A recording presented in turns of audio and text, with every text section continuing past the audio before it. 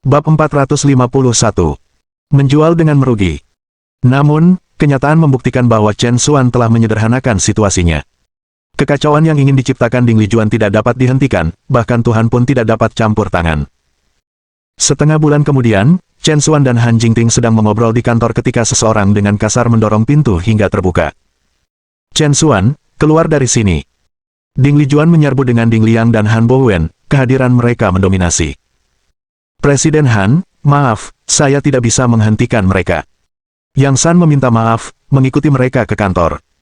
Han Jingting melambaikan tangannya, tidak apa-apa, San, kamu bisa pergi sekarang. Setelah Yang San pergi, Han Jingting memandang Ding Lijuan, bingung, Bu, apa yang terjadi sekarang? Apa yang terjadi? Tanyakan pada suamimu yang luar biasa. Ding Lijuan menunjuk Chen Xuan dan mengutuk dengan marah. Chen Xuan, benar-benar bingung, menjawab dengan senyum masam, Bu, tindakan apa yang kamu lakukan? Sejujurnya saya tidak mengerti apa yang Anda bicarakan. Kamu bertanya tindakan apa yang aku lakukan. Chen Xuan, izinkan saya bertanya, apa niat Anda yang sebenarnya dalam memberi kami perusahaan yang buruk itu? Ding Lijuan berteriak, tenggorokannya mentah. Chen Xuan tampak polos, niat apa yang mungkin saya miliki? Saya sudah mengatakan bahwa saya memberi Anda perusahaan itu murni agar Anda memiliki sumber penghasilan. Ding Lijuan membalas, jangan berani-beraninya mengatakan itu. Sungguh perusahaan kecil yang menyedihkan, sama kecilnya dengan kentut, tidak ada sejarah, tidak ada modal, tidak mampu menangani proyek yang bahkan sedikit besar. Kami bekerja sampai mati setiap hari, dan hampir tidak menghasilkan uang sama sekali. Anda berbicara tentang memiliki sumber pendapatan, kami beruntung tidak memasukkan uang kami sendiri ke dalamnya. Anda sangat murah hati dalam memberi kami perusahaan seperti itu saat itu, hanya untuk berubah menjadi bisnis kecil yang bangkrut sehingga kami harus membayar uang jaminan untuk Anda. Ekspresi Chen Xuan menjadi serius, Bu, kamu agak tidak bertanggung jawab dengan kata-katamu. Sepengetahuan saya, perusahaan konstruksi Tianhui terus meningkatkan keuntungan selama beberapa tahun terakhir, dengan laba bersih tahunan lebih dari 10 juta. Bagaimana bisa mendekati kebangkrutan? Saya telah menyebutkan sebelumnya bahwa manajer umum sebelumnya, Su Dong, adalah tokoh kunci di perusahaan, dan dengan membiarkan dia mengelolanya, Anda bisa menuai hasilnya tanpa usaha. Tapi kamu bersikeras menjadikan Ding Liang sebagai manajer umum, dan sekarang kamu belum mencapai hasil yang baik, sepertinya tidak adil untuk menyalahkan orang lain, bukan? Ding Liang, tersinggung, menyela, bahkan seorang wanita pintar pun tidak bisa memasak tanpa nasi. Mengingat skala perusahaan ini, bahkan jika saya memiliki kemampuan para dewa, saya tidak dapat membuatnya berhasil. Chen Xuan mendengus dingin, benarkah? Lalu kenapa manajer Su Dong bisa mendapat untung setiap tahun? Saya, Ding Liang kehilangan kata-kata. Ding Lijuan melambaikan tangannya dengan acuh, cukup. Kami tidak datang ke sini untuk berdebat, dan kami pasti tidak di sini untuk berdebat dengan Anda secara lisan. Han Jingting, bingung, bertanya, Bu, apa sebenarnya yang ingin kamu lakukan di sini hari ini? Tanpa sepatah kata pun, Ding Lijuan menamparkan kontrak transfer ke meja di depan Chen Xuan. Tujuan kami sederhana. Kami tidak lagi menginginkan perusahaan ini, kami mengembalikannya kepada Anda. Kami tidak akan mengambil keuntungan darimu. Bukankah Anda mengatakan aset perusahaan bernilai ratusan juta? Yang perlu Anda lakukan sekarang adalah memberi kami 20 juta, dan perusahaan itu milik Anda lagi. Apa? Han Jingting tercengang dan tertawa karena kesal, Bu, apakah kamu bercanda? Perusahaan itu awalnya adalah hadiah Chen Xuan untuk Anda, dan sekarang Anda ingin menjualnya kembali kepadanya, meminta uang kepadanya. Bukankah itu tidak masuk akal? Ding Lijuan mendengus dingin, apa yang tidak masuk akal tentang itu? Dia memberikannya sebelumnya, dan kami menjualnya sekarang, bukankah normal untuk meminta uang?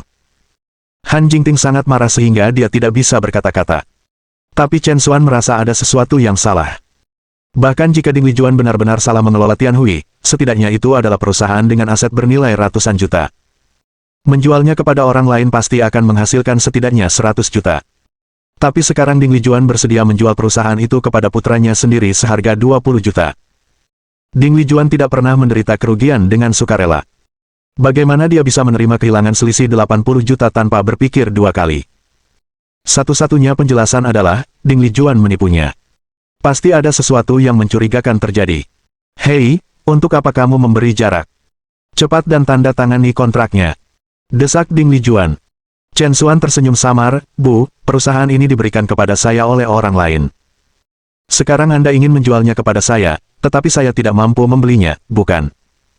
Saya pikir akan lebih baik menjual perusahaan itu kepada orang lain. Anda pasti akan mendapatkan harga yang jauh lebih tinggi. Saya.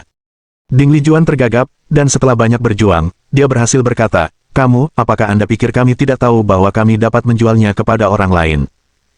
Bukankah kami melakukan ini karena perusahaan itu milik Anda, dan kami tidak ingin orang lain mendapat manfaat darinya? Lupakan saja, lupakan saja. Anda tidak dapat menghasilkan 20 juta, jadi beritahu saya berapa banyak yang dapat Anda tawarkan." Ding Lijuan mengaku rela menderita kerugian demi obral. Semakin Ding Lijuan bertindak seperti ini, semakin skeptis Chen Xuan. Dia menguji air dan berkata, "Kami tidak punya banyak uang saat ini. Yang paling bisa kita dapatkan adalah, paling banyak 2 juta. Saya menjualnya kepada Anda seharga 20 juta, dan Anda menawarkan saya 2 juta. Apakah Anda pikir saya bodoh?"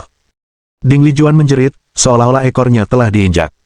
Chen Xuan mengangkat bahu, "Saya sudah mengatakan saya tidak punya banyak uang. Karena itu masalahnya, saya pikir lebih baik Anda menjual perusahaan itu kepada orang lain, Bu. Dengan begitu, Anda tidak perlu menderita kerugian. Saya." Ding Lijuan kehilangan kata-kata.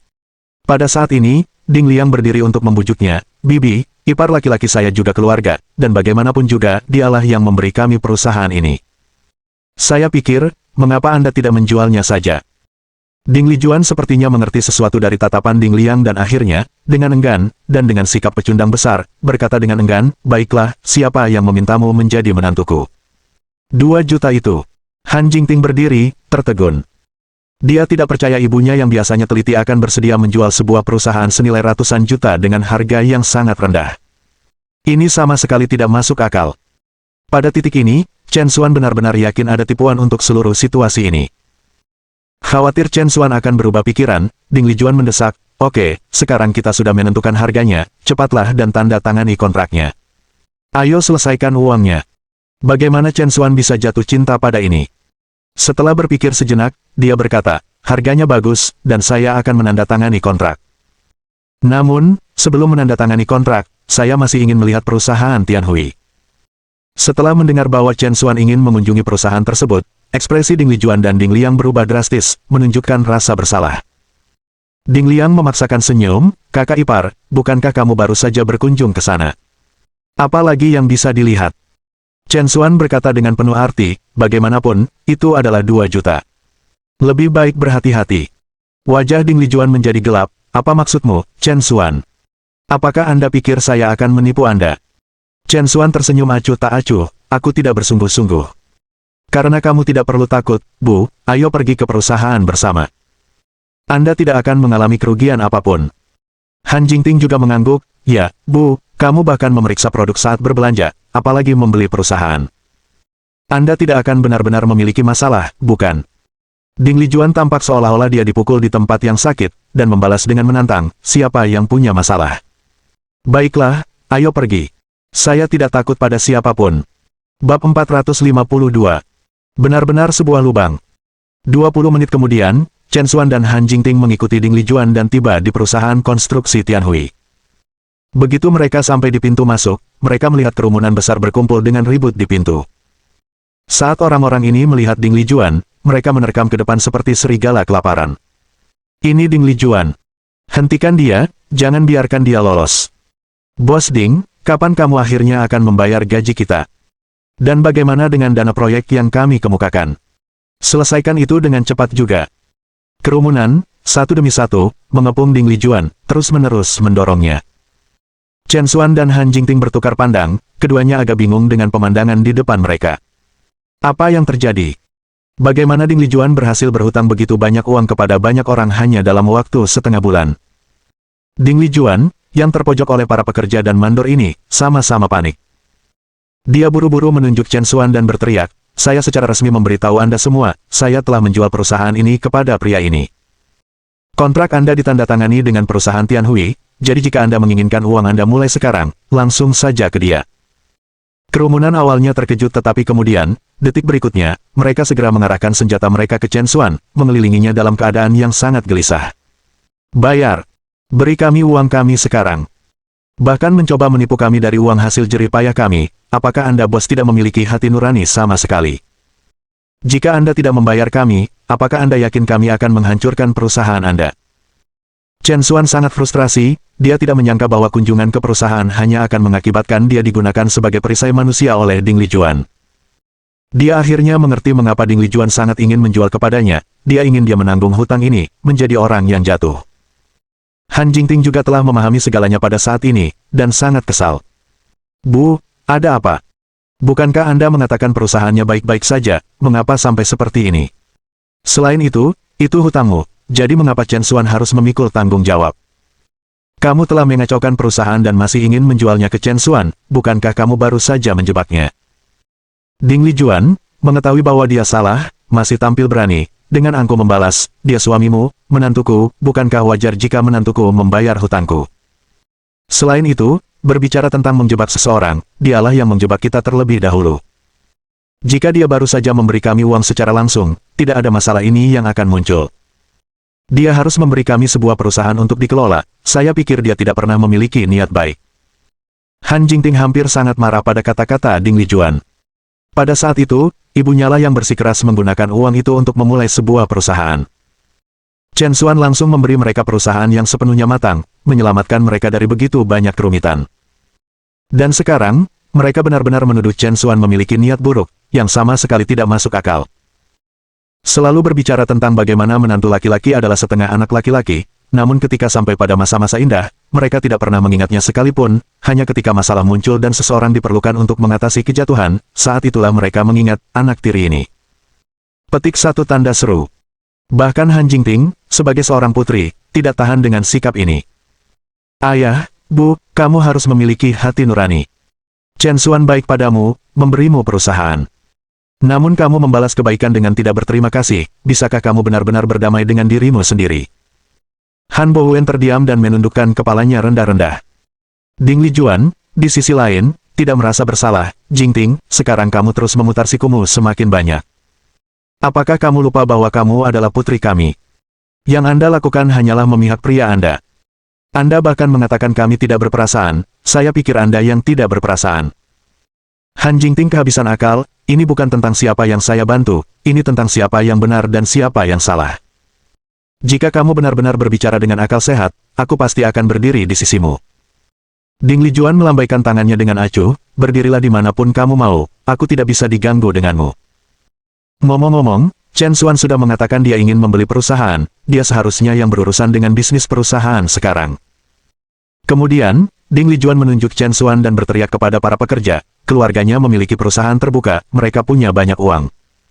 Jika Anda menginginkan uang, pergilah kepadanya. Ini tidak ada hubungannya dengan saya lagi.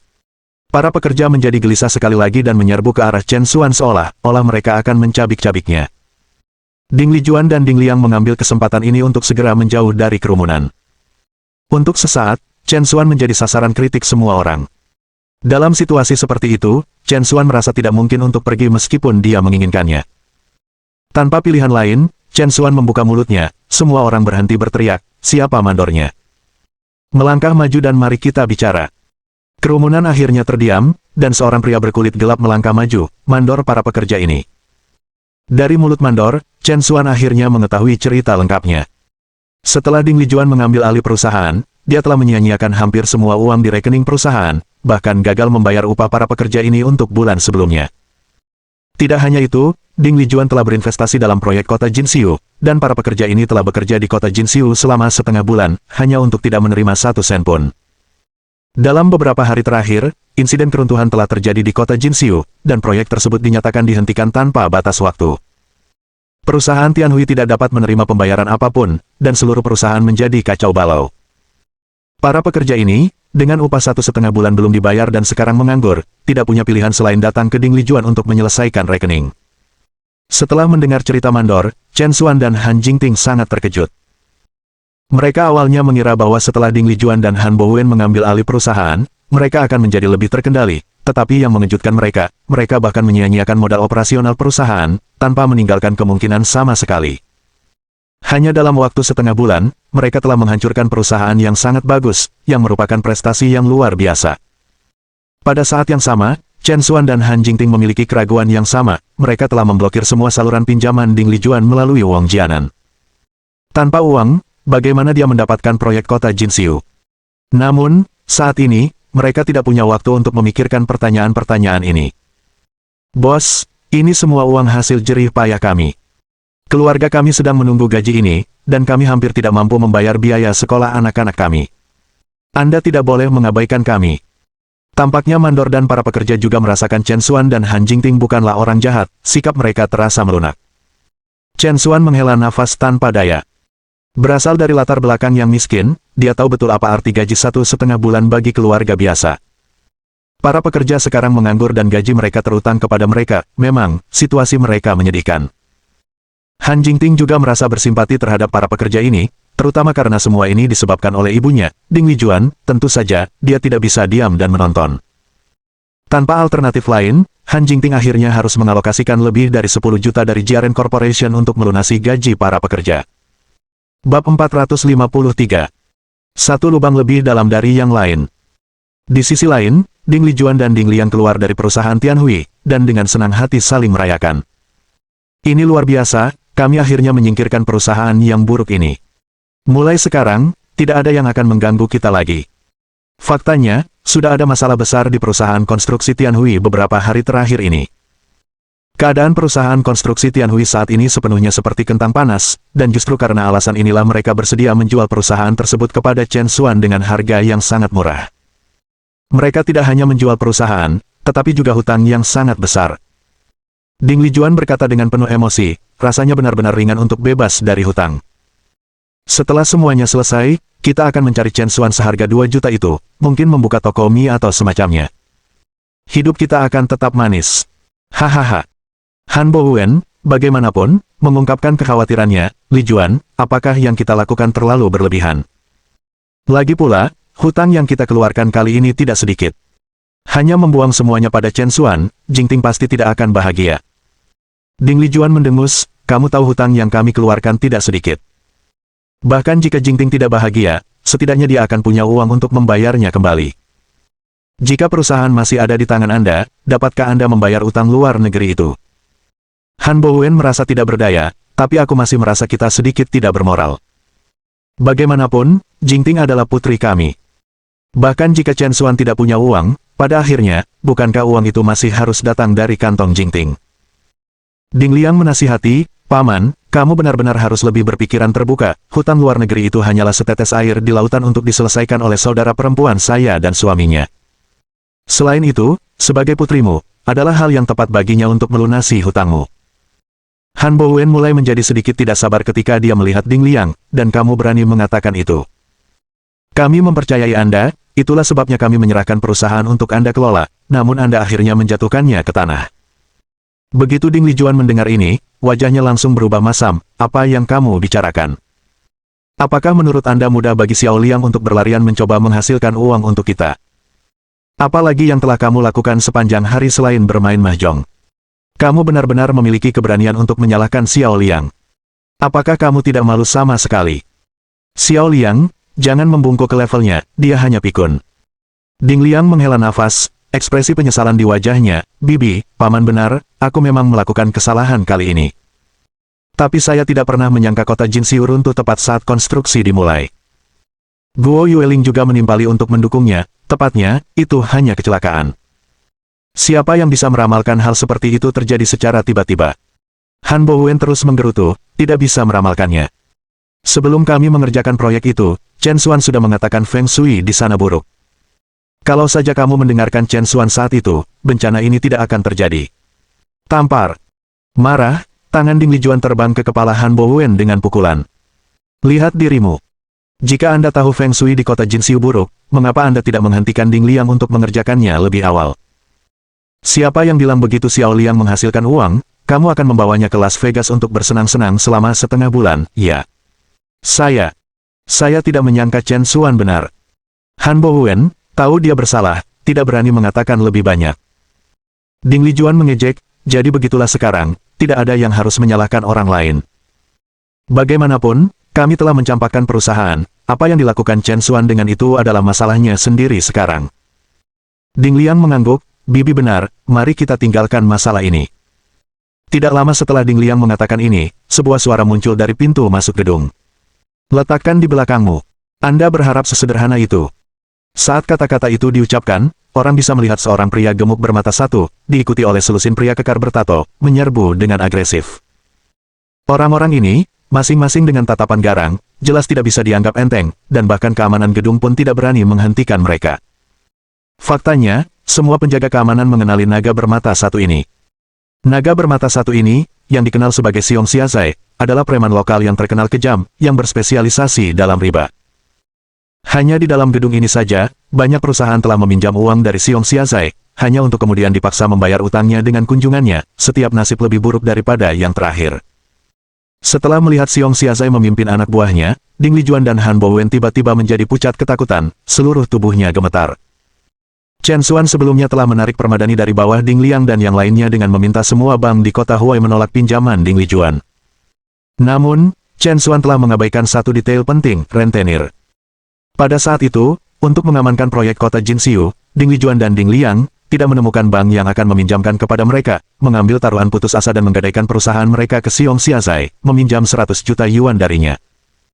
Sekarang, investasi mereka telah menjadi jebakan di kota Jinxiu, dan dengan tenggat waktu pembayaran angsuran riba semakin dekat, Ding Lijuan dan yang lainnya tidak dapat menemukan uang untuk dilunasi.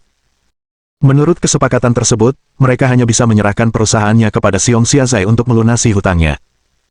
Dan bukan hanya perusahaan yang harus mereka serahkan, karena suku bunga astronomi yang dikenakan Xiong Xiazai, di samping perusahaan, Ding Lijuan dan yang lainnya juga harus membayar tambahan 10 juta yuan. Justru karena inilah Ding Lijuan sangat ingin menjual perusahaan itu kepada Chen Xuan. Dia benar-benar mencoba mengalihkan beban hutang yang berat ke pundak Chen Xuan. Ini adalah jebakan pamungkas yang telah disiapkan Ding Lijuan untuk Chen Xuan. "Xia, saudara Xia, mengapa kamu datang?" Ding Liang bertanya, membungkuk dan menggores dengan sangat hormat. Ekspresi Xiong Xiazai mengancam, "Sial, jika aku tidak datang, kalian mungkin sudah kabur tanpa jejak sekarang, kan?" Ding Liang menawarkan senyum canggung, "Saudara Xia, apa yang kamu bicarakan? Perusahaan kita masih di sini, bagaimana kita bisa menjalankannya?" "Haha." Xiong Xiazai menamparkan wajah Ding Liang, "Hentikan omong kosongnya, apakah kamu benar-benar berpikir aku mudah dibodohi? Saya sudah mendengar bahwa proyek jelek Anda telah gagal, kapan Anda akan membayar kembali uang yang Anda hutangkan kepada saya?" Ding Lijuan berkata dengan sangat tertekan, tidak perlu melakukan kekerasan saat hanya berbicara. "Jadi Anda tahu, kami sudah menjual perusahaan itu kepada orang lain. Jika Anda menginginkan uang Anda harus meminta uang orang lain." Xiong Xiazai menjadi sangat marah, mencengkeram kerah Ding Lijuan, dan mengangkatnya dari tanah. "Sial, kamu mencoba mempermainkanku. Perusahaan Anda sudah digadaikan kepada saya, beraninya Anda masih menjualnya kepada orang lain, dasar wanita tua, apakah Anda memiliki keinginan untuk mati?" Mata Xiong Xiazai dipenuhi dengan niat membunuh, seperti anjing gila yang ganas, menyebabkan Ding Lijuan terlalu ketakutan untuk bersuara. Ding Liang dengan cepat menjelaskan, "Saudara Xia, kamu salah paham. Kami menjual perusahaan hanya untuk membayar kembali pinjaman Anda.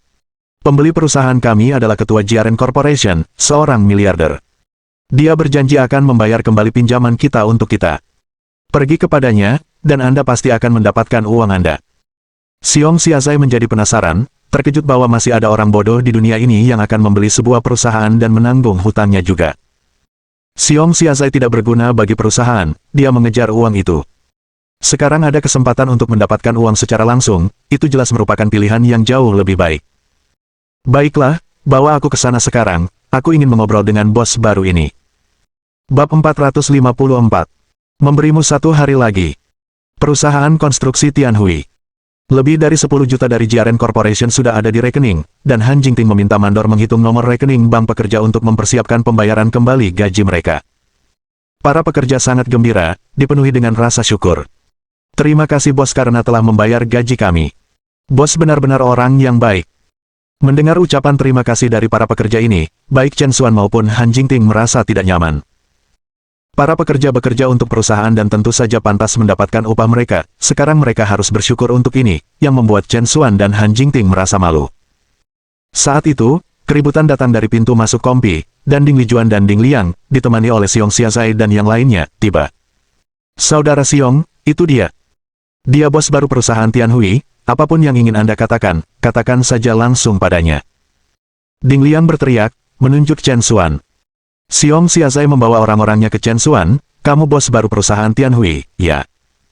Kapan Anda berencana untuk membayar kembali uang yang menjadi hutang perusahaan Anda kepada saya? Chen Xuan bingung, uang apa? Xiong Xiazai mendengus dingin, hentikan omong kosongnya, jangan bilang kamu tidak tahu, perusahaan ini meminjam 1 miliar dari saya sebelumnya, dan sekarang dengan bunganya, totalnya 1 miliar 100 juta. Karena Anda telah mengambil alih perusahaan ini, tentu saja, Andalah yang harus membayar utangnya. 1 miliar 100 juta. Mendengar sosok ini, baik Chen Xuan dan Han Jingting benar-benar tercengang. Sejak awal, Chen Xuan merasa ada masalah dengan Ding Lijuan yang menjual perusahaan dengan harga serendah itu, tetapi dia tidak pernah membayangkan masalahnya akan sebesar ini. Itu sama sekali tidak menjual perusahaan, itu menjual pinjaman. Dan konyol, Ding Lijuan bahkan bermaksud untuk mendapat untung dari kesepakatan ini dengan Chen Xuan. Itu tidak masuk akal. Han Jingting juga sangat marah. Bu, apa yang sebenarnya kalian lakukan? Bagaimana Anda bisa melakukan ini? Bahkan jika Ding Lijuan memiliki wajah yang tebal, dia tidak bisa mengumpulkannya sekarang, menundukkan kepalanya, terlalu malu untuk berbicara. Han Jingting, melihat Xiong Xiazai, berkata dengan dingin, kami sama sekali tidak membeli perusahaan ini, kami belum menandatangani kontrak pembelian apapun, jika Anda menginginkan uang, cari mereka, kami tidak terlibat dalam hal ini. Han Jingting benar-benar marah kali ini. Waktu dan waktu lagi. Han Jingting telah kehilangan hitungan berapa banyak kekacauan yang harus dia bersihkan untuk orang tuanya. Dan kali ini bahkan lebih keterlaluan. Pinjaman lebih dari 1 miliar, dan mereka telah menggali lubang yang sangat besar untuk dimasuki Chen Xuan. Belum lagi sanak saudara, bahkan penipu di luar sana pun tidak menipu orang seperti ini. Mereka mengatakan menantu laki-laki seperti setengah anak laki-laki, di mana mereka memperlakukan Chen Xuan seperti anak laki-laki. Mereka jelas memperlakukannya seperti orang bodoh untuk ditipu. Bahkan jika mereka adalah orang tua kandungnya sendiri, Han Jingting tidak tahan lagi. Dia benar-benar tidak ingin berurusan dengan kekacauan ini lagi. Mendengar kata-katanya, Ding Lijuan dan yang lainnya langsung panik. Jingting, kamu tidak bisa melakukan ini. Anda adalah putri kami, jika Anda tidak membantu kami, siapa yang akan melakukannya? Itu benar, lebih dari 1 miliar, bagaimana kita bisa membayarnya kembali? Han Jingting sangat marah, bagaimanapun Anda ingin membayarnya kembali, bayarlah kembali. Kamu bukan anak berusia 3 tahun. Ketika Anda memutuskan untuk mengambil pinjaman berbunga tinggi, tidakkah Anda memikirkan konsekuensinya? Perusahaan yang sangat bagus, dan Anda hanya perlu duduk dan mengumpulkan uang, mengapa Anda harus memecat tim manajemen? Chen Xuan sudah mengatakan ada masalah dengan proyek kota Jinxiu, mengapa kamu bersikeras untuk melakukannya? Setiap saat, itu sama dengan kalian. Anda tidak pernah mendengarkan nasihat, dan ketika Anda mengacaukannya, Anda membuangnya ke pundak saya dan Chen Xuan. Menurutmu apa Chen Xuan dan aku, tong sampah? Sepanjang waktu ini, Han Jingting telah berada di samping dirinya sendiri dengan mengkhawatirkan orang tuanya. Pada saat ini, emosinya berada di ambang kehancuran, dan dia sangat marah sehingga air mata mengalir keluar. Han Bowen sangat malu dengan tuduhan itu sehingga dia tidak bisa mengangkat kepalanya. Ding Lijuan hanya bersenandung dan mengoceh sebentar sebelum akhirnya berkata, lupakan saja, jika kamu tidak mau membantu kami, biarkan kami berjuang sendiri. Kalimat itu membuat Han Jingting sangat marah sehingga dia merasa ingin menamparkan dirinya sendiri. Ibunya benar-benar menjadi tidak masuk akal. Xiong Xiazai kehilangan kesabarannya dan berteriak, hentikan pertengkaran Anda. Saya tidak punya waktu untuk mendengarkan drama keluarga Anda. Xiong Xiazai memandang Chen Xuan dan Han Jingting, kamu bilang perusahaan ini tidak ada hubungannya denganmu, kan? Baiklah, kalau begitu aku tidak punya pilihan selain menerimanya bersama mereka. Seseorang datang, bawa beberapa orang ini kembali bersamaku. Saya punya banyak cara untuk membuat mereka membayar. Begitu kata-kata itu jatuh, selusin pria kekar mengangkat Ding Lijuan dan Han Bowen untuk membawa mereka keluar. Ding Lijuan dan yang lainnya berteriak ketakutan, jangan, kami benar-benar tidak punya uang. Han Jingting segera menjadi tegang, ayah. Ibu. Apa yang kamu lakukan, lepaskan mereka. Xiong Xiazai tampak senang dengan dirinya sendiri, aku bisa membiarkan mereka pergi, tentu saja, tapi maukah kamu membayar hutang mereka? Saya. Han Jingting berada dalam dilema. Tidak banyak likuiditas di akun Jiaren Corporation untuk memulai. Mereka hampir menghabiskan dana mereka untuk membayar gaji lebih dari 10 juta sekarang, di mana mereka bisa menemukan lebih dari 100 juta sekarang. Saat itulah Chen Xuan tiba-tiba angkat bicara, baiklah, kita akan membayar hutangnya. Han Jingting sedikit terkejut, dia tidak menyangka Chen Xuan akan setuju untuk membayar. Faktanya, Chen Xuan tidak mau setuju, tapi pilihan lain apa yang mereka miliki sekarang? Han Jingting mungkin tampak acuh tak acuh, tapi dia pasti tidak bisa hanya melihat saat Ding Lijuan dan Han Bowen dibawa pergi. Mendengar jawaban Chen Xuan, mata Xiong Xiazai berbinar, benarkah? Chen Xuan, membayar hutang adalah masalah prinsip. Kami pasti akan membayar, tetapi lebih dari 100 juta bukanlah jumlah yang kecil. Beri kami 1 hari. Besok pagi, saya akan datang kepada Anda dengan membawa uang itu. Setelah beberapa pemikiran, Xiong Xiazai mengangguk, baiklah, kamu sudah mengatakannya sendiri. Aku akan memberimu 1 hari lagi. Jika Anda masih tidak dapat membayar besok, tidak ada di antara Anda yang akan lolos dengan mudah. Dengan itu, Xiong Xiazai pergi bersama anak buahnya. Ding Lijuan dan Han Bowen, seolah diberi penangguhan hukuman, jatuh ke tanah. Chen Xuan, kamu benar-benar menantu yang baik. Anda punya nyali dan tanggung jawab. Ibu tidak salah menilaimu. Ding Lijuan mulai memuji. Han Jingting, mendengar ini, tidak merasakan apa-apa selain jijik. Chen Xuan bahkan tidak tahu harus berkata apa lagi sebagai tanggapan. Bahkan seorang Buddha akan menguji kesabarannya, dan Ding Lijuan dan yang lainnya telah berulang kali mendorongnya ke sudut. Mustahil bagi Chen Xuan untuk tidak marah. Dia kemudian pergi langsung dengan Han Jingting. Baru setelah Chen Xuan pergi, Ding Lijuan tiba-tiba menamparkan pahanya seolah-olah dia telah mengingat sesuatu. Ah, ada apa? Han Bowen buru-buru bertanya. Ding Lijuan dipenuhi dengan penyesalan, bukankah kita menjual perusahaan itu kepadanya seharga 2 juta? Saya lupa memintanya. Sudahlah, aku akan membicarakannya lain kali aku melihatnya. Han Bowen terdiam, benar-benar kehilangan kata-kata. Setelah membebani seseorang dengan hutang lebih dari 100 juta, dia masih memikirkan 2 juta itu. Wanita ini benar-benar gila karena keserakahan. Bab 455 kakak perempuan ke-9 ingin mengatakan sesuatu. Kembali ke mobil, Han Jingting bertanya dengan cemas, Chen Xuan, sepertinya kita tidak punya banyak uang tersisa di rekening perusahaan. Apa yang harus kita lakukan selanjutnya? Ekspresi Chen Xuan tetap tenang, jangan khawatir, serahkan masalah ini padaku. Kamu, Han Jingting berseru kaget. Itu 110 juta. Bagaimana Anda akan menanganinya? Chen Xuan tersenyum misterius, jangan khawatir, aku punya caraku. Saat ini, kekayaan bersih Chen Xuan telah melampaui 100 miliar, jadi sedikit lebih dari 1 miliar memang tidak banyak baginya. Namun, gagasan untuk membayar kembali pinjaman riba seperti Kaizi tidak mungkin. Keesokan paginya, Chen Xuan langsung pergi ke perusahaan pemberi pinjaman Xiong Xiazai. Di lobi perusahaan, sekelompok besar pria berotot berkumpul, beberapa bermain kartu dan yang lainnya berolahraga. Melihat Chen Xuan, mereka semua tampak galak dan mengancam. Jika itu adalah orang biasa, mereka mungkin akan terintimidasi oleh aura orang-orang ini begitu mereka melangkah melewati pintu. Sayangnya bagi mereka, di depan Chen Xuan, orang-orang ini tidak berbeda dengan macan kertas. Di bawah pengawalan 2 pria kekar, Chen Xuan langsung pergi ke kantor Xiong Xiazai. Saat masuk, dia melihat Xiong Xiazai dengan 1 kaki disandarkan di kaki lainnya, dengan santai menghisap cerutu. Sepertinya kamu cukup patuh, nak. Di mana uangku? Xiong Xiazai menggonggong. Tanpa ribut-ribut, Chen Xuan melemparkan kartu itu ke meja Xiong Xiazai dan duduk di sofa dengan sikap acuh tak acuh. Xiong Xiazai melirik sekretarisnya, yang mengambil kartu bank dan menuju ke ruang sekretaris untuk memverifikasi dana. Tak lama kemudian, sekretaris itu kembali. Bos, ada yang tidak beres dengan uang ini. Mengapa hanya lebih dari 1 miliar? Wajah Xiong Xiazai langsung berubah jelek. Dasar berandal kecil, apa artinya ini? Jelaskan dirimu. Chen Xuan tetap tenang, saya bilang saya akan membayar uang itu, tetapi saya tidak pernah setuju untuk membayar bunga riba Anda. Ini adalah pokok ditambah bunga yang dihitung dengan suku bunga pinjaman standar bank, yang telah saya bayarkan kepada Anda. Itu lebih dari adil. Xiong Xiazai menjadi sangat marah. Bisnisnya meminjamkan uang dengan suku bunga tinggi, menghasilkan keuntungan dari bunga yang besar dan kuat. Sekarang Chen Xuan bermaksud untuk membayarnya kembali dengan suku bunga bank, yang berarti jutaan lebih rendah dari yang diharapkan. Bagaimana dia bisa menyetujui ini? Sial, kamu benar-benar mengira aku menjalankan bank di sini.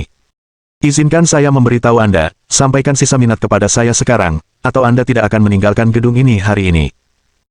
Dengan raungan Xiong Xiazai, 2 atau 3 lusin orang kuat dari luar, yang telah bermain kartu dan berolahraga, segera menyerbu ke kantor, terlihat tangguh dan siap untuk melemparkan pukulan ke Chen Xuan.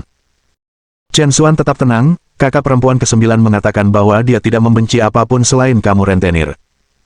Kalian semua mengandalkan kekuatanmu untuk menggertak orang lain, memaksakan kebaikan ke dalam kehidupan yang buruk, mendatangkan malapetaka pada kehidupan dan harta benda orang. Kakak perempuan ke-9 berkata, selama dia berada di Danau Naga, dia tidak akan mengizinkan satupun operasi pinjaman riba untuk dilakukan di kota Huai. Ada apa? Apakah kamu menganggap kata-kata kakak perempuan ke-9 sebagai omong kosong? Atau menurutmu saat ini, kota Huai tidak lagi di bawah kendalinya? Kata-kata Chen Xuan seperti petir, mengejutkan Xiong Xiazai hingga kulitnya pucat.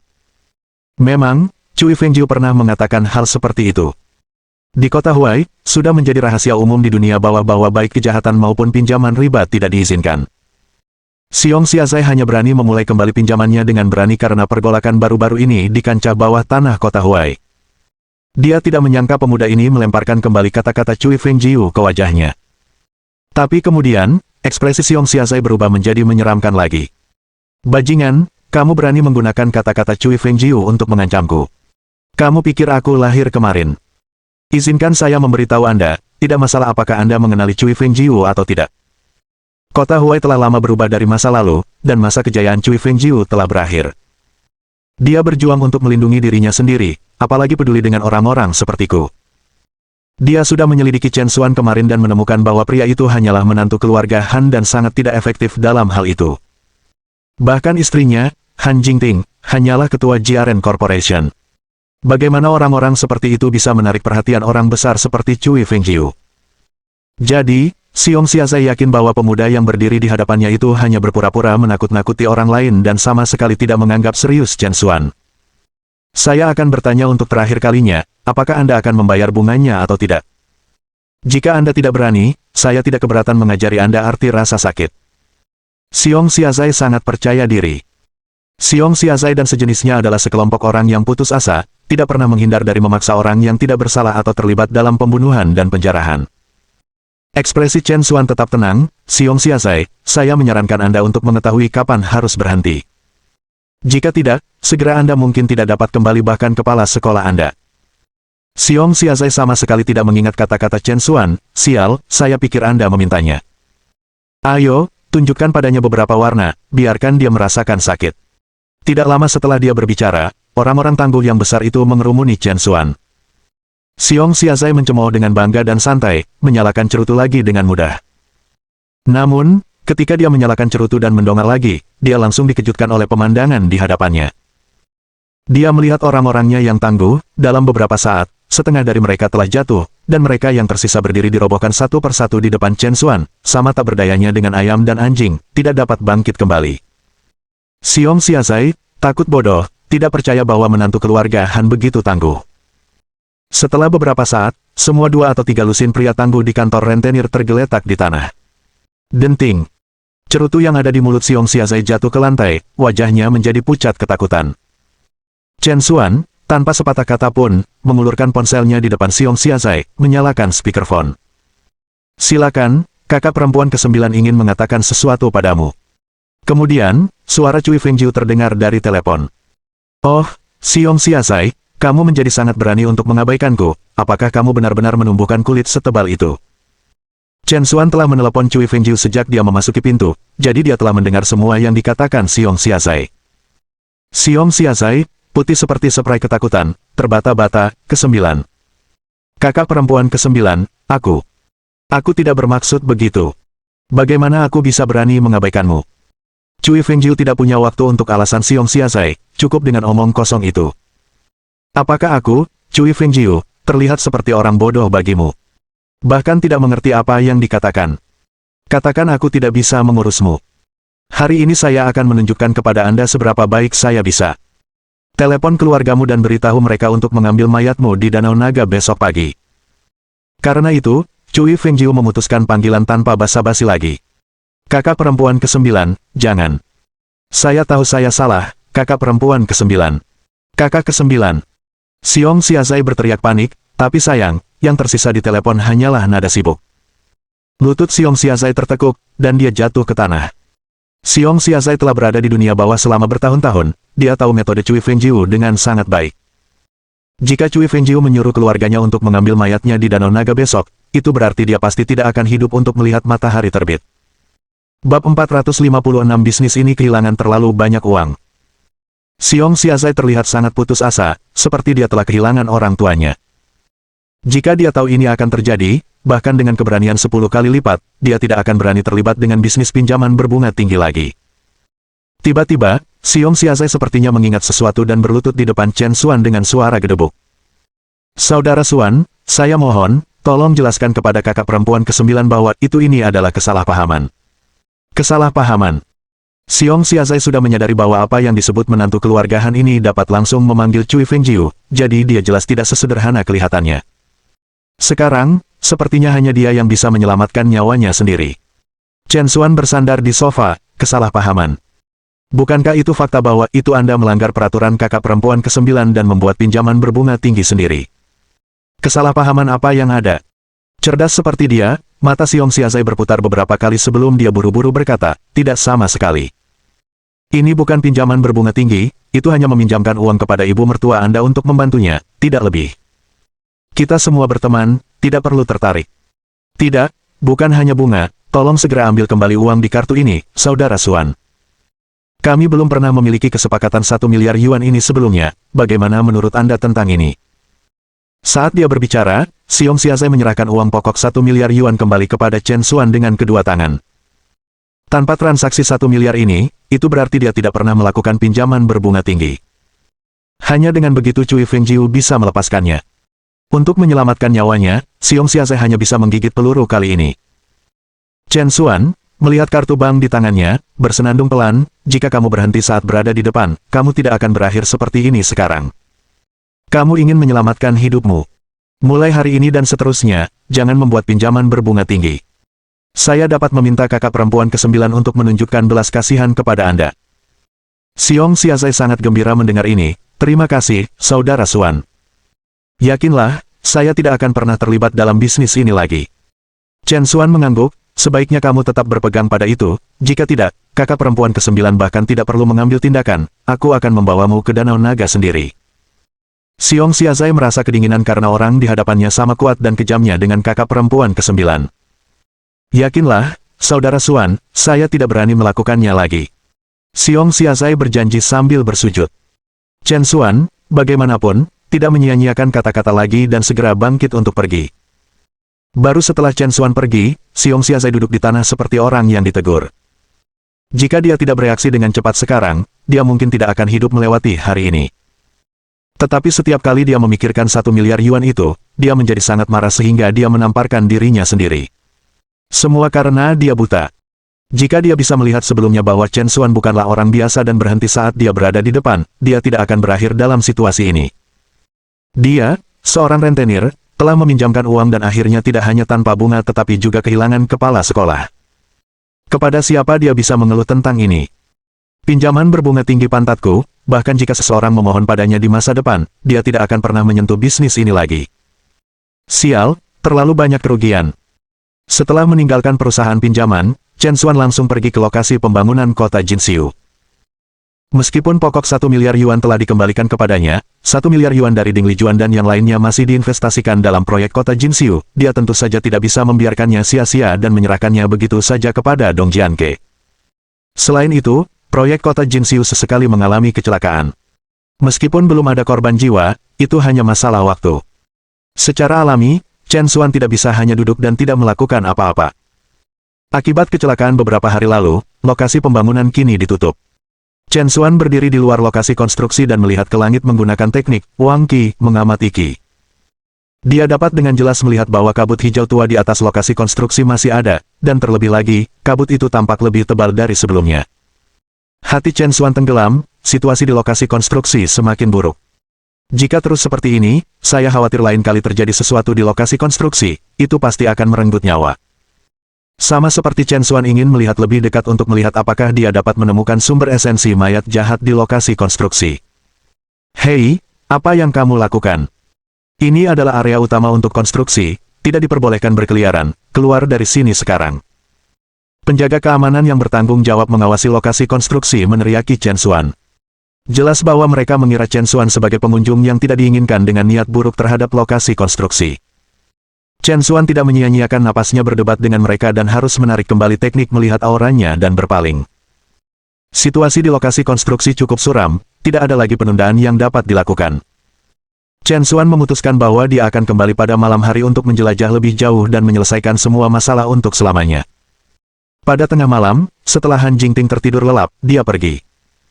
Chen Xuan telah memikirkan bagaimana cara melewati kewaspadaan penjaga keamanan untuk memasuki lokasi konstruksi, tetapi ketika dia tiba, dia segera merasakan ada sesuatu yang salah. Kamera keamanan di pintu masuk telah dirusak, dan bahkan para penjaga di stan semuanya entah kenapa tertidur lelap.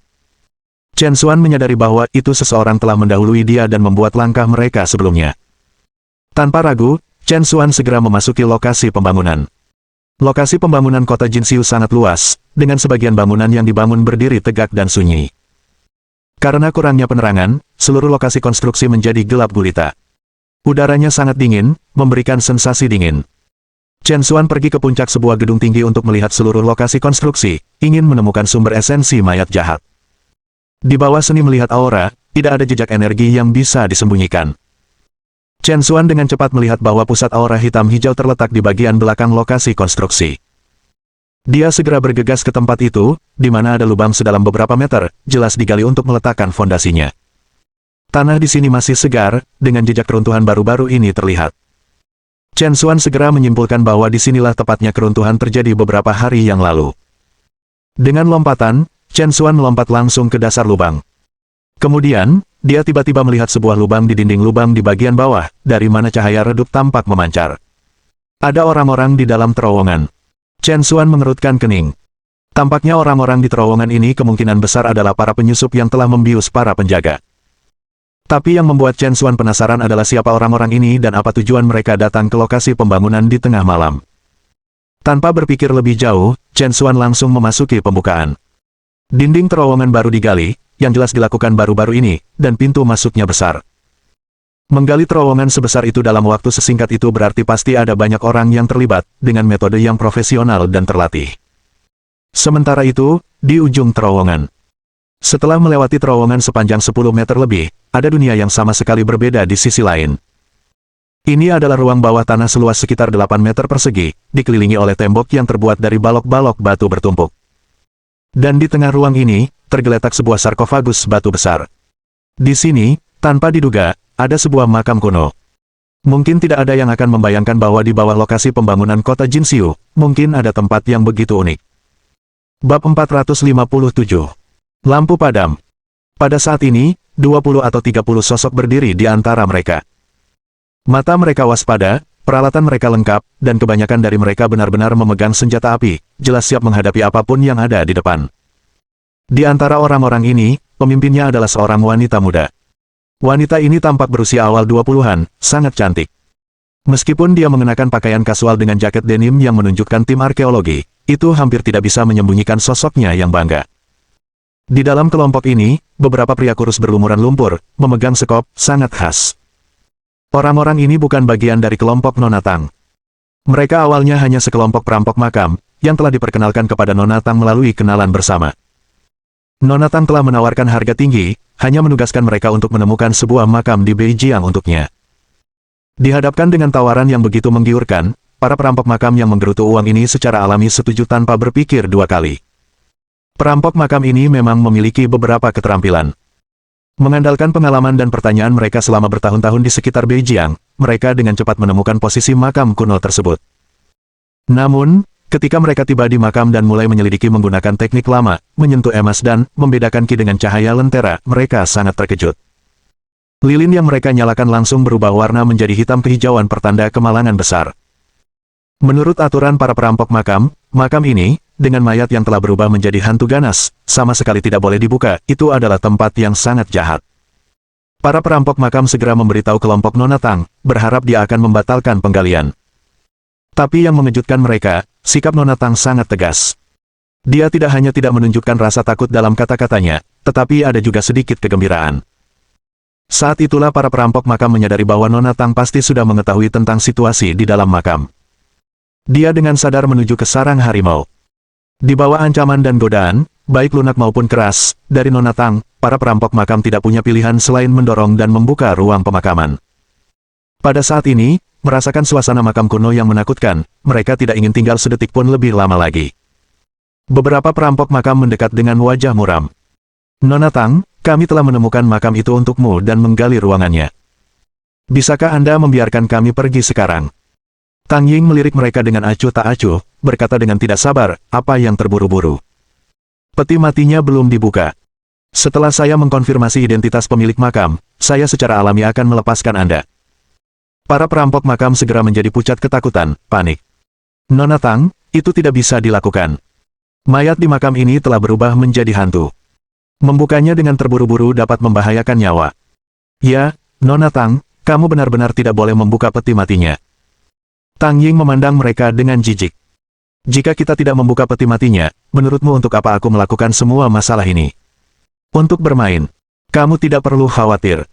Bahkan jika ada sesuatu yang salah, orang-orang yang saya bawa ini bukanlah orang yang mudah menyerah. Selain itu, Master Cao ada di sini. Tang Ying menoleh untuk melihat seorang pria parubaya yang berdiri di dekatnya. Pria ini mengenakan jubah hitam, berdiri tegak dan bangga, wajahnya menyendiri. Kehadirannya hanya memancarkan rasa pencegahan. Memang, dia memiliki aura seorang Grandmaster. Faktanya, Tang Ying dan kelompoknya berasal dari Jinmen, dan Cao Feijia ini, Grandmaster seni bela diri, cukup terkenal di Jinmen, kekuatannya luar biasa. Tang Ying menyadari bahaya dari ekspedisi ini, jadi dia tidak hanya membawa 20 atau 30 orang bersenjata terlatih ini tetapi juga menghabiskan banyak uang untuk memiliki Grandmaster ini di lokasi. Itu semua untuk isi peti mati ini. Cao Feijia memandang dengan bangga, tatapannya ke arah beberapa perampok makam yang penuh penghinaan. Sayang sekali kamu, yang sering menjarah makam, ditakuti oleh mayat belaka. Saya pikir Anda akan lebih baik bekerja dengan jujur sebagai buruh di lokasi konstruksi, setidaknya itu akan lebih aman dan stabil.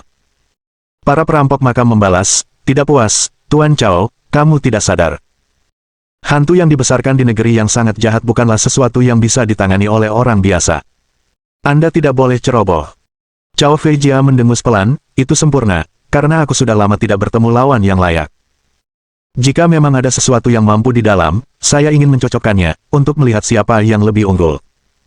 Nona Tang, yakinlah, dengan Cao di sini, aku akan memastikan keselamatanmu sepenuhnya.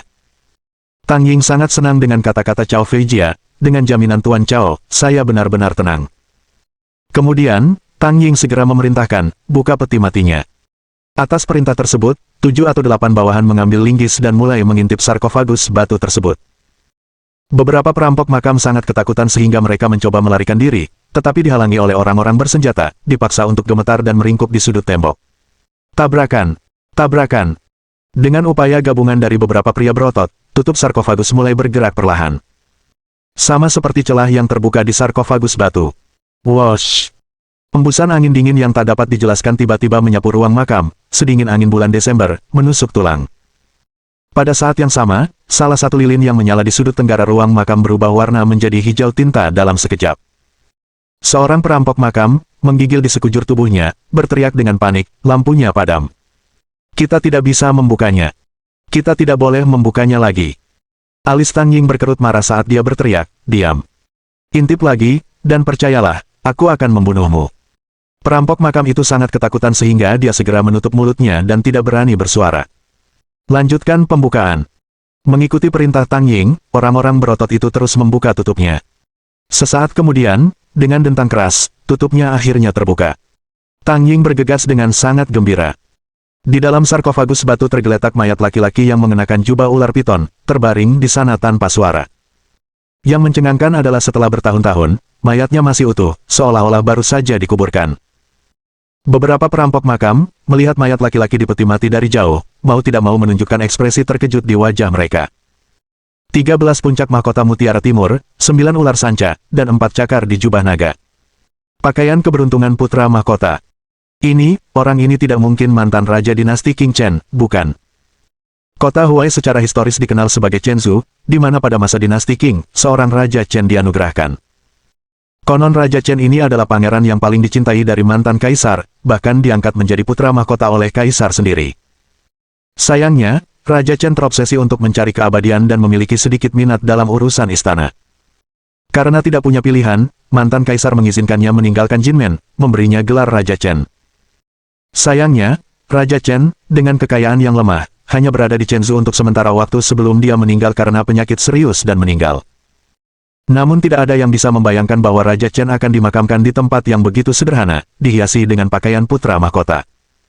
Di bekas dinasti yang ketat secara hierarkis, hal seperti itu tidak terbayangkan. Tidak diragukan lagi, ini pasti tindakan rahmat yang diizinkan oleh mantan kaisar itu sendiri.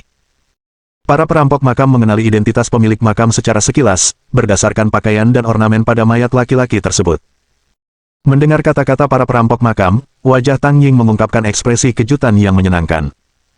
Identitas pemilik makam sangat cocok dengan apa yang dia baca di buku.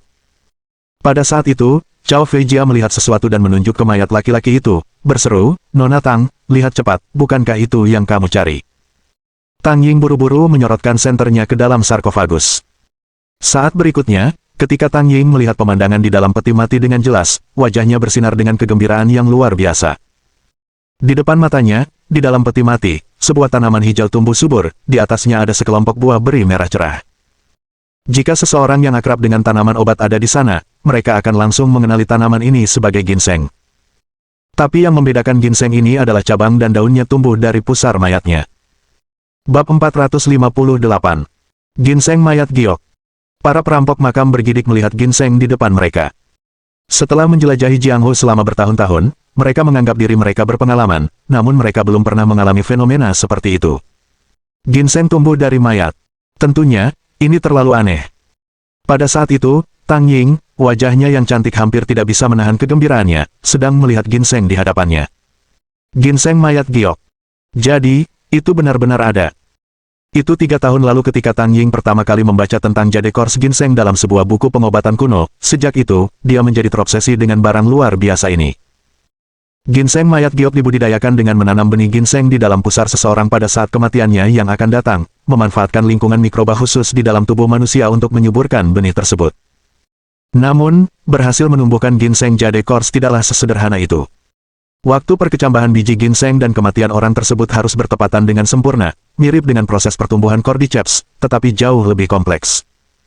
Karena cordyceps hanya menggunakan serangga, sedangkan jade kors ginseng menggunakan makhluk hidup. Buku pengobatan kuno itu menyatakan bahwa bunga ginseng jade kors setiap tahun, berbuah dalam 10 tahun, dan menjadi hidup setelah 100 tahun.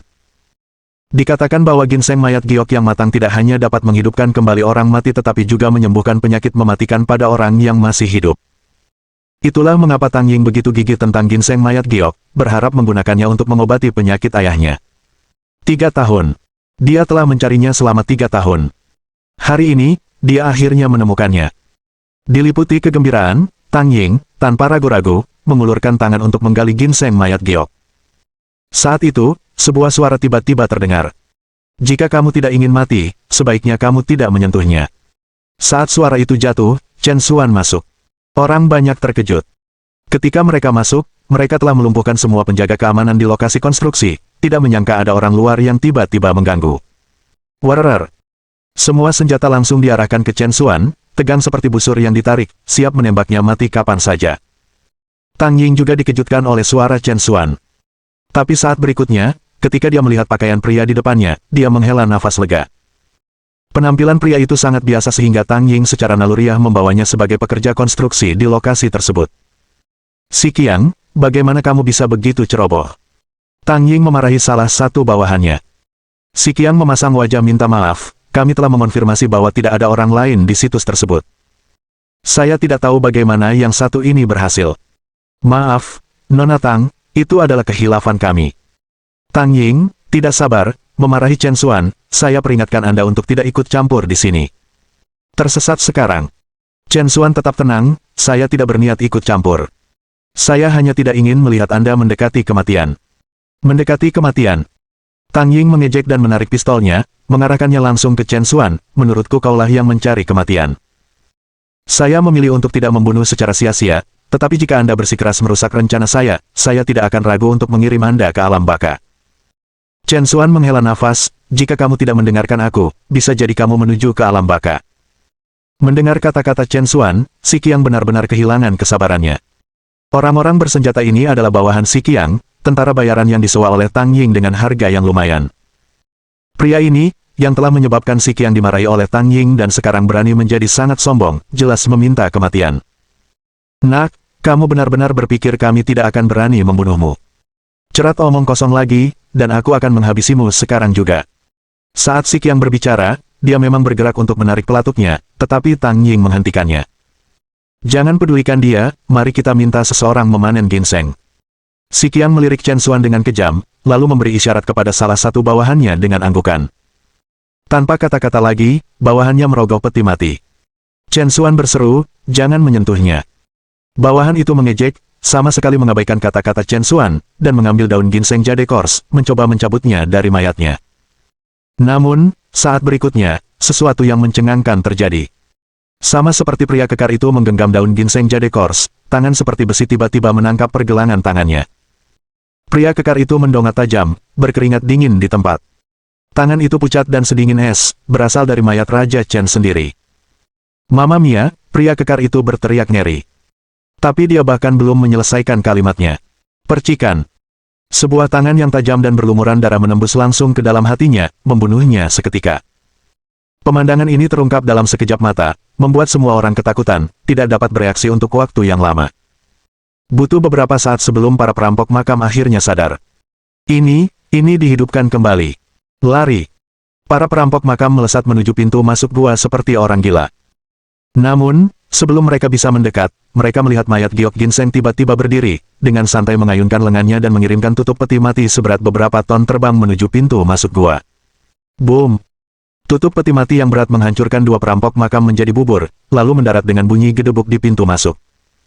Itu menyegel seluruh ruang pemakaman, berniat untuk tidak membiarkan siapapun keluar hidup-hidup. Si Qiang juga ketakutan, sepanjang waktunya di bidang pekerjaan ini, dia tidak pernah menemukan hal seperti ini. Untungnya, dia tetap tenang dan segera memerintahkan, tembak, bunuh makhluk itu untukku. Atas perintahnya, bang, bang, bang, bang. Peluru yang tak terhitung jumlahnya menghujani ginseng mayat giok seperti hujan lebat. Tapi yang mengejutkan semua orang, peluru itu sepertinya tidak berpengaruh apa-apa pada jade kors ginseng. Sebaliknya, ginseng mayat giok menjadi sangat marah oleh peluru. Dengan satu langkah ke depan, ia memasuki kerumunan dan, dalam sekejap, tiga pria bersenjata disayat sampai mati di bawah cakarnya. Orang-orang bersenjata lainnya ketakutan dan bergegas menuju pintu masuk. Tang Ying tidak menyangka ginseng jade kors menjadi begitu tangguh. Tuan Chao, sudah waktunya bagimu untuk bergerak. Tang Ying berseru. Nona Tang, yakinlah, aku akan mengambil kepala bajingan itu untukmu sekarang. Chao Feijia berkata dengan wajah penuh ketenangan dan ketenangan, jelas tidak menganggap serius jade kors ginseng. Chen Xuan berkata dengan ramah, kamu tidak cocok untuk hal itu, biarkan aku menanganinya. Ekspresi Chao Feijia langsung berubah menjadi jelek. Dia adalah seorang Grandmaster yang namanya bergema di seluruh Jinmen. Di Jinmen, semua orang memperlakukannya dengan sangat hormat. Namun anak dari lokasi konstruksi ini berani meremehkannya, yang merupakan penghinaan besar terhadap kekuatannya. Kamu pikir kamu siapa yang ikut campur dalam urusanku? Hari ini, saya akan membiarkan Anda menyaksikan kekuatan sebenarnya dari seorang Grandmaster seni bela diri. Dengan itu, Chao Feijia melangkah maju dan menyerang langsung ke jade kors ginseng. Gedebuk. Dia melemparkan pukulan yang mendarat tepat di punggung mayat giok ginseng, membuatnya jatuh ke tanah, tak bergerak. Apakah sudah mati? Tang Ying berseru dengan gembira. Yang lain juga tampak gembira. Chao Feijia tersenyum sombong saat melihat Chen Xuan, bagaimana dengan itu, aku masih berpikir begitu. Saat berikutnya, senyum Chao Feijia membeku di wajahnya. Dalam kesunyian yang mengerikan di ruang makam, serangkaian suara tulang yang berderak bergema. Kepala ginseng mayat giok di tanah dipelintir dengan cara yang aneh hingga 180 derajat, bola mata putihnya yang kosong menatap lurus ke arah Chao Feijia. Bab 459. Grandmaster, tidak cocok sama sekali. Apa? Chao Feijia merasakan hawa dingin sampai ke tulangnya. Dengan kekuatan pukulannya barusan, dia bisa langsung membunuh seekor kerbau liar, namun jade kors ginseng bertindak seolah-olah tidak terjadi apa-apa. Ketangguhan fisiknya tidak pernah terdengar. Sebelum Chao Feijia bisa melakukan langkah selanjutnya, dia mendengar desahan teredam. Dua telapak tangan tajam menembus langsung dada Chao Feijia dan muncul dari punggungnya. Chao Feijia mengeluarkan gerutuan sedih, wajahnya dipenuhi dengan penderitaan dan kengganan. Dia tidak pernah bermimpi bahwa dia, yang telah mendominasi dunia seni bela diri sepanjang hidupnya, pada akhirnya akan jatuh ke tangan mayat. Saat berikutnya, dengan swoosh. Ginseng mayat giok tiba-tiba mengerahkan kekuatan dengan kedua tangan dan merobek tubuh Chao Feijia menjadi dua bagian. Bunda Suci Tuhan. Bahkan orang-orang bersenjata yang telah melihat pembunuhan yang tak terhitung jumlahnya terguncang sampai ke inti oleh adegan brutal di depan mereka. Banyak dari mereka, setelah melihat anggota tubuh Cao Feijia yang terpenggal di tanah, tidak tahan lagi dan mulai muntah tak terkendali. Tuan Cao. Tang Ying, yang telah menyaksikan pemandangan itu, benar-benar terkejut, matanya yang indah terbuka lebar karena ketakutan. Seorang Grandmaster seni bela diri. Cao Feijia adalah seorang Grandmaster seni bela diri sejati. Satu orang bisa bersaing dengan lusinan. Namun sekarang, dia telah dengan mudah dibunuh oleh Jade Course Ginseng dengan satu gerakan. Kekuatan Jade Course Ginseng terlalu menakutkan. Setelah mencabik-cabik Cao Feijia, tatapan Jade Course Ginseng langsung tertuju pada Tang Ying. Entah itu karena Tang Ying adalah satu-satunya wanita di sini atau karena Jade Course Ginseng telah menunjuknya sebagai penghasut insiden ini, itu menargetkannya secara langsung. Segera, Ginseng mayat giok mulai mendekati Tang Ying selangkah demi selangkah. Merasakan tatapan Jade Course Ginseng terkunci padanya, Tang Ying merasakan hawa dingin menjalar ke tulang punggungnya dan merinding di sekujur tubuhnya. Hentikan dia! Hentikan dia untukku! Tang Ying berteriak ketakutan. Pada saat ini, dia benar-benar acak-acakan dan bahkan menangis, tidak lagi memiliki sikap arogan sebelumnya. Orang-orang bersenjata mengangkat senjata mereka dan melepaskan tembakan dengan panik ke mayat giok Ginseng. Peluru yang tak terhitung jumlahnya melonjak ke arah Jade Course Ginseng sekali lagi, tapi hasilnya sama seperti sebelumnya. Daging ginseng Jade Course sekuat baja tahan terhadap pisau dan senjata, membuat senjata api biasa sama sekali tidak berguna untuk melawannya. Kesadaran ini membuat orang-orang bersenjata benar-benar panik, mereka tidak lagi berani berlama-lama dan bergegas menuju pintu keluar. Namun, pintu masuknya telah lama ditutup oleh tutup peti mati, dan bahkan jika mereka ingin melarikan diri, tidak ada jalan keluar. Tang Ying membatu dan berteriak pada Si Qiang, "Si Qiang, perintahkan anak buahmu untuk melindungiku." Tapi Si Qiang benar-benar berbalik melawannya, "Lindungi pantatku. Pada saat seperti ini, siapa yang masih akan mempertaruhkan nyawanya untukmu?" Si Qiang dan yang lainnya telah menyadari bahwa itu Jade Course Ginseng secara khusus menargetkan Tang Ying, dan sekarang mereka hanya bisa berharap bahwa itu setelah membunuh Tang Ying, itu akan memberi mereka kesempatan untuk hidup. Mendengar kata-kata Si Qiang, Tang Ying sangat marah. Dia tidak pernah bisa membayangkan bahwa itu setelah menghabiskan begitu banyak uang, Si Qiang dan yang lainnya pada akhirnya akan meninggalkannya. Tang Ying sangat menyesali keputusannya. Jika dia tahu betapa hebatnya ginseng Jade Course, dia tidak akan pernah berani masuk ke tempat ini. Ginseng mayat giok semakin dekat, dan dalam sekejap mata, itu ada di hadapannya. Kaki Tang Ying menyerah ketakutan, dan dia jatuh ke tanah. Dengan peluru di senjata habis dan Si Qiang dan anak buahnya tidak mau membantu, Tang Ying menghadapi jalan buntu dan mempersiapkan diri untuk menghadapi kematian. Tapi saat itu, sesosok melangkah keluar, berdiri tepat di depan Tang Ying. Itu adalah Chen Xuan. Tang Ying merasakan gelombang kekecewaan. Pada saat seperti itu, dia secara alami berharap seseorang akan maju untuk menyelamatkannya. Tapi pria di depan mereka hanyalah orang biasa. Bahkan Cao Feijia, seorang Grandmaster, bukanlah tandingan ginseng Jade Course, jika orang ini mau membantu, tidak ada bedanya dengan membuang nyawanya. Dia mengejarku. Anda lebih baik menyingkir dengan cepat, dan jangan mencari kematian Anda sendiri. Kata-katanya kasar, tapi Tang Ying jelas tidak ingin menyeret Chen Xuan ke dalam hal ini. Tanpa menoleh, Chen Xuan menjawab dengan lembut, "Minggir dengan cepat, berhati-hatilah agar tidak terluka." Apa? Tang Ying tercengang, mengira pria di hadapannya pasti sudah gila.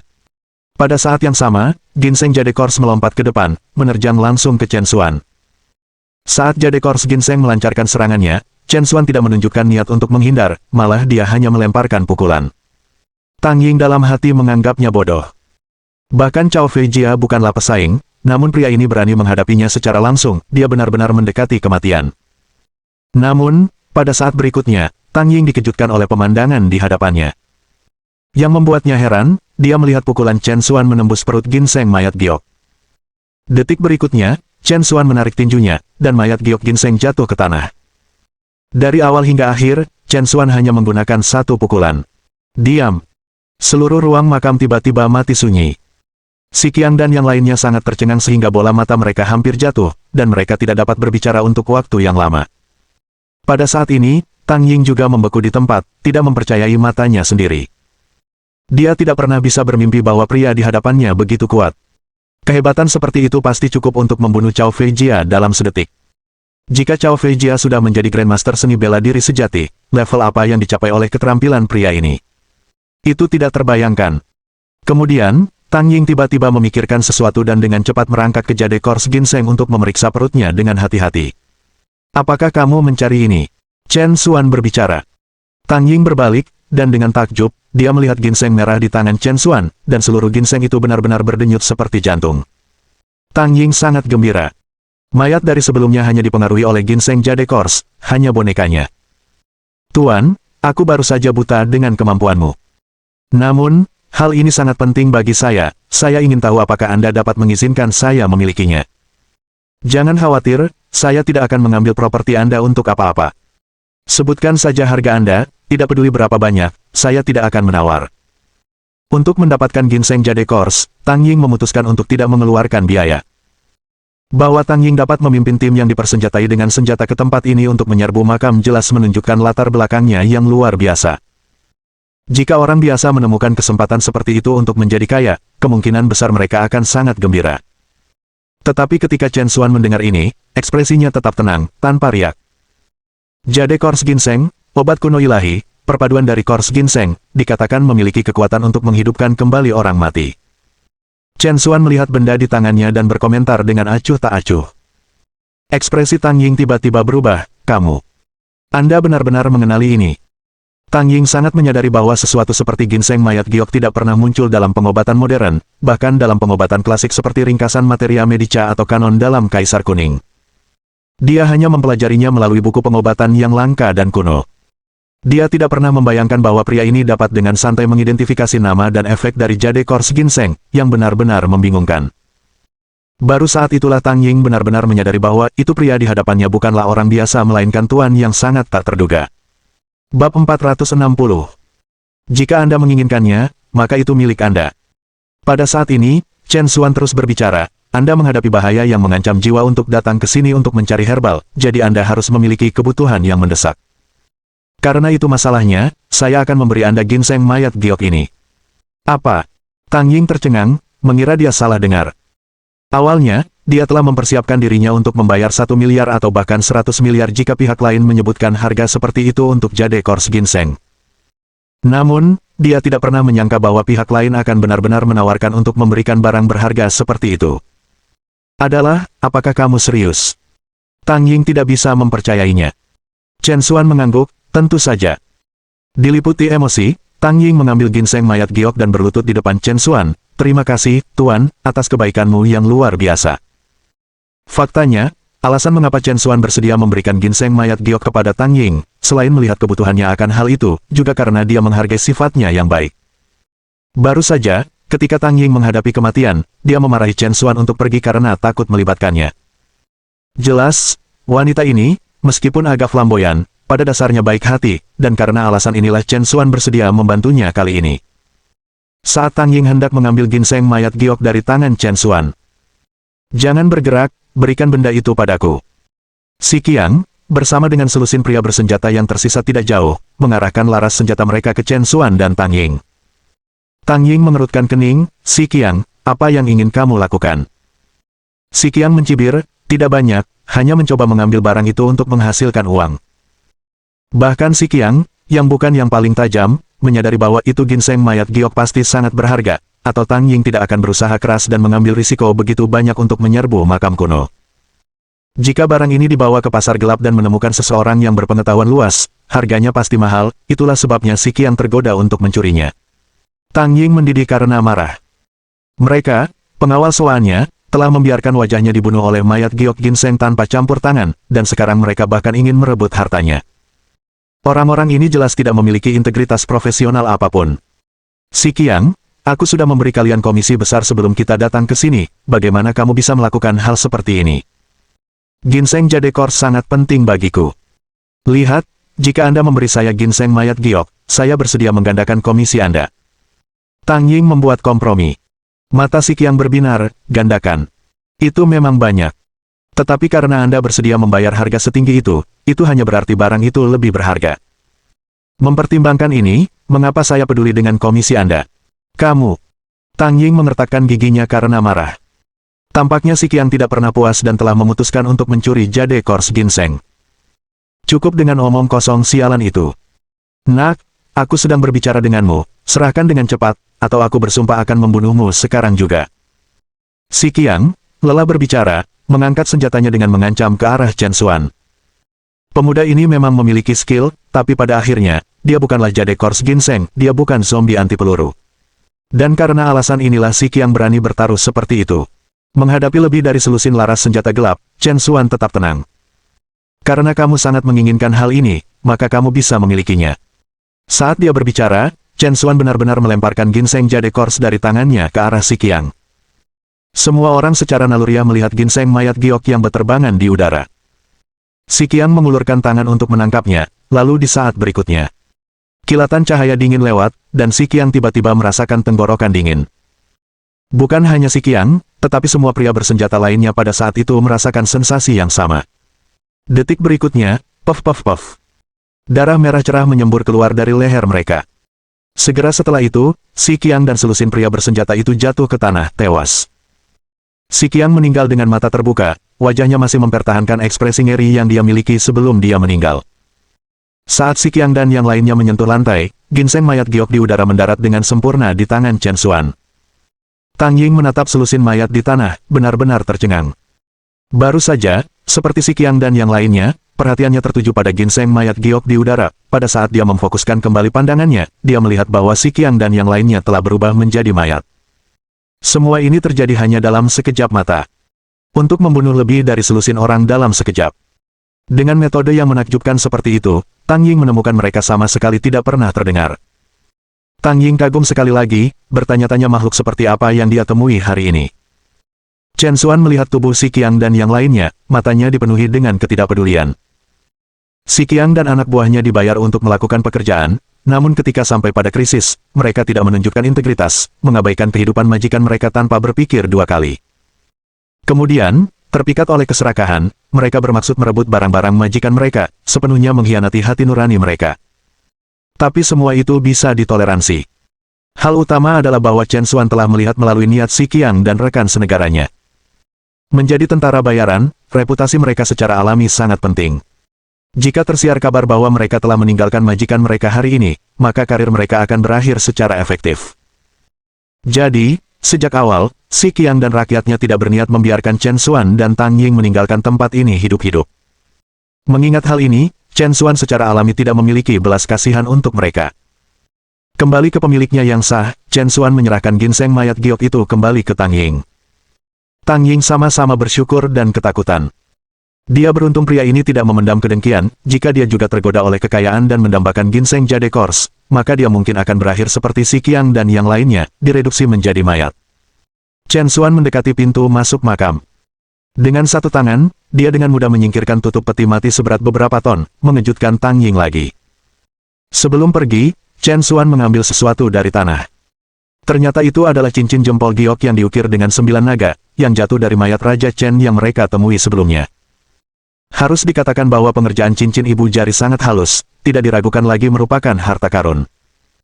Meskipun itu adalah barang dari sebuah makam, setelah pemurnian oleh Ki sejati Chen Xuan, seluruh cincin segera dibersihkan oleh energi yang benar, menyingkirkan aura jahat apapun. Setelah melakukan semua ini, Chen Xuan memasukkan cincin ibu jari ke dalam sakunya dan meninggalkan gua bersama Tang Ying.